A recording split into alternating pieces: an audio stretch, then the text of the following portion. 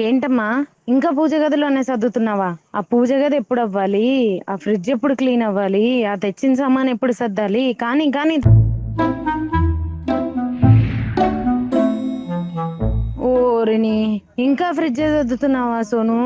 కానీ ప్రతిదీ గంట గంట చేస్తే ఎలా? పిల్లలు వచ్చేస్తారు, ఊరు నుంచి అందరు వస్తారు, పిండి వంటలు చేయాలి కానీ తొందరగా. సోను, నేను బయటకు వెళ్తున్నాను. హాలిడేస్ ఇప్పుడే కదా, మళ్ళీ రావు కదా. సో నా ఫ్రెండ్స్ని కలిసేసి కొంచెం చిన్న పార్టీ ఉందన్నమాట, ఆ పార్టీకి వెళ్ళేసి వస్తాను. అలాగే మా అమ్మ వాళ్ళని పిల్లల్ని కొంచెం షాపింగ్ తీసుకెళ్ళవా? వాళ్ళు నన్ను అడిగారు, నాకు కుదరదు కదా, నువ్వు తీసుకెళ్ళు. అండ్ నాకు కూడా కొంచెం బట్టలు తీసుకోరావా? కొంచెం జాగ్రత్తగా చూసుకో, వాళ్ళు పెద్దోళ్ళు కదా, మాట రాకూడదు మనకి. ఓకేనా? సరే, నేను వెళ్ళొస్తాను.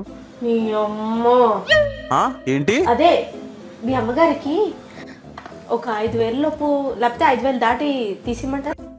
ఓకే.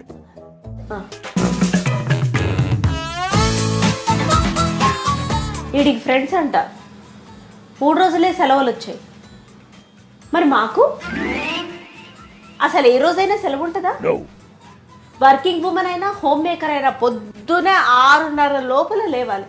8, 9, 10, 11, 12కి లేచే హోమ్ మేకర్స్ కానీ వర్కింగ్ ఉమెన్ కానీ ఎక్కడో 100కి కానీ 1,00,000కి కానీ ఒక్కరికి ఉంటుందేమో ఆ లివరేజ్.